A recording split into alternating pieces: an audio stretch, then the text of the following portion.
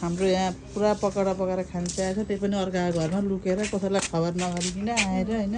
घरका मान्छे नहुँदा नहुँदै घरका मान्छे हुन् नहुन् मतलब छैन मान्छे के हो एउटा लैजाऊ नारायणको बसमा थियौँ के कुर्ता हेर्ने भनेको त 40 साइजको हान्दा त तलका त नाइ त्यही भएर अलिकति खाना पर्यो ज्यान मन पर्यो यहाँ गुनासो चाहिँ 40 साइजको रे होइन हामीलाई फेरि मान्छे चाहिँ 40 केजी हुनुहुन्छ उहाँ कुर्ता चाहिँ 40 साइजको हेरेर आउनु भयो अब यो युट्युबमा हाल्ने भिडियो हो गाइज राम्रोसँग बोल्नु होला म चाहिँ यिनले आगो बार्न थालेको ठ्याक्कै आधी घन्टा भयो गाइजहरु यो सब सारा कार्कीको कारणले बिग्रेको हो तपाईहरु जे सुकै भन्नुस् ममा ट्यालेन्ट चाहिँ छ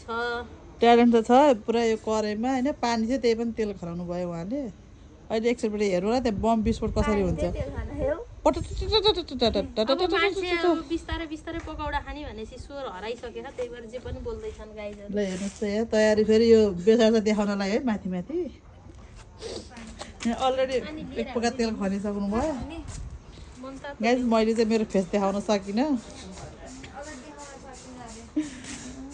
देखाउने जर्कै छैन उहाँको फेस गाइस यिनी चाहिँ हाम्रो बुहारी हुन् लजावती झारभन्दा नि बढी पुटुक्कै हुन्छ यिनी चाहिँ भाउजू आगो बाल्न थाल्यो कि अहिलेदेखि होइन वास्तवमा भन्ने नि बुहारीमा लाज भन्ने केही थिएन अहिले नौटङ्की देखाइकी मात्रै हो गाइजहरु यति दुःख गरेर खुवाउनु छ नन्द अमाजु भनेका यस्तै हुँदा रहेछन् यो भन्न खोजेको कसलाई थाहा छैन भिडियो राखे बुझ्नु होला लजावती झार जस्तै ल अब बाँकी चाहिँ अर्को भिडियोमा हेर्नु होला हाम्रो भ्लग आउँदै गर्छ गाइजहरु यो चाहिँ मिनी भ्लग हो 2 मिनेटको त सके बनायौँ